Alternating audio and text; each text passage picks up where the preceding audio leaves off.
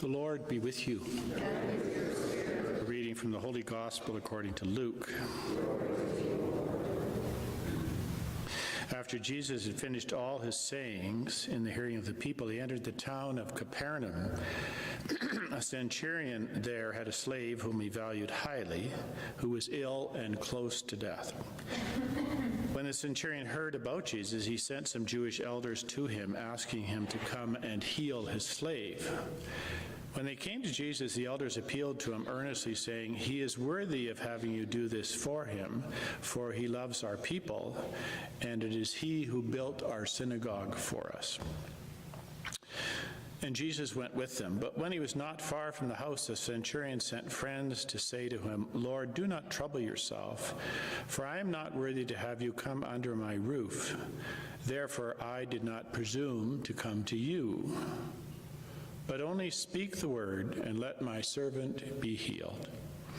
For I am also a man set under authority, with soldiers under me.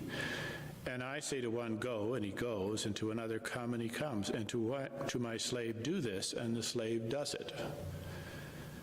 When Jesus heard this, he was amazed at the centurion, and turning to the crowd that followed him, he said, "I tell you, not even in Israel have I found such faith." When those who had been sent returned to the house, they found the slave in good health. The Gospel of the Lord. Praise to you, Lord Jesus Christ.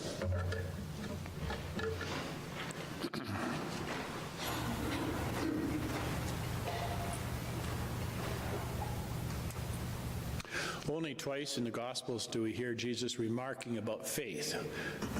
This is one. He's remarking about the great faith he finds in the centurion.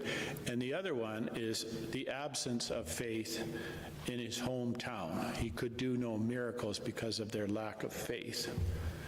So what is it that captured his attention?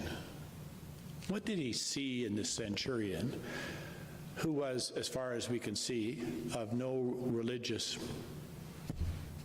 history?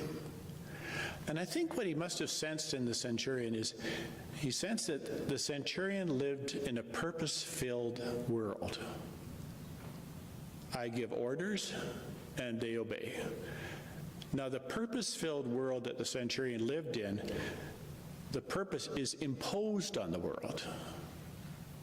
This is the Roman peace. These garrisons were sent to ensure peace and security, but they did it by imposing their will on a culture. There was purpose, but it came from outside. But what the centurion senses somehow in Jesus is that there is a deeper purpose in life that is not imposed, but unfolds. He somehow sensed in his encounter with Jesus that there's at work in creation a purpose, a plan, a power that he needs to be submissive to. And if it's the will of this purpose and plan that his servant be healed, then so be it.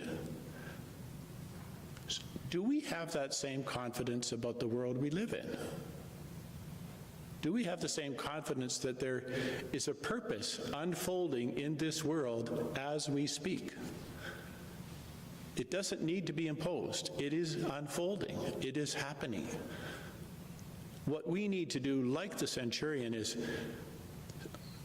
sense it, somehow find ourselves in tune with it, and work with it, whatever this purpose is.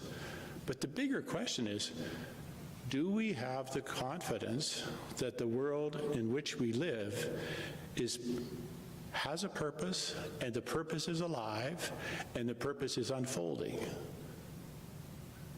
Or do we think we're in a world that is haphazard and chaotic, or even worse, a world that's in the power of evil? Where do we find ourselves on that spectrum?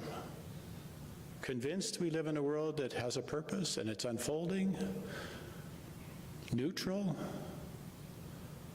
Or living in a world that is evil and against us?